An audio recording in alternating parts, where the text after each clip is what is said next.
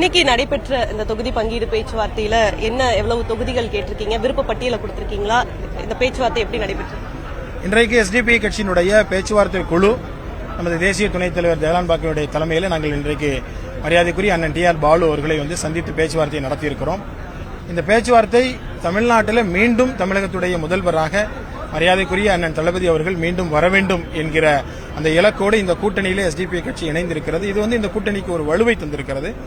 அதேபோல வரவிருக்கிற சட்டமன்ற தேர்தலில் எங்களுக்கு ஒரு 3 இடங்களை நீங்கள் ஒதுக்கி தர வேண்டும், இந்த சட்டமன்ற தேர்தலை ஒதுக்கி தர வேண்டும் என்ற கோரிக்கையை நாங்கள் முன்வைத்திருக்கிறோம். தலைவரோடு பரிசீலித்துவிட்டு நல்ல முடிவை சொல்வதாக சொல்லியிருக்கிறார்கள். பேச்சுவார்த்தை ரொம்ப நன்றாக இருந்தது.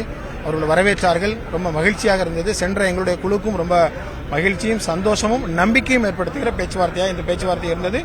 அடுத்த கட்டமாக மீண்டும் எங்களை அழைக்கும் பொழுது இது சம்பந்தமான அடுத்தடுத்த கட்டங்களை நோக்கி நாங்கள் நகர்வோம்.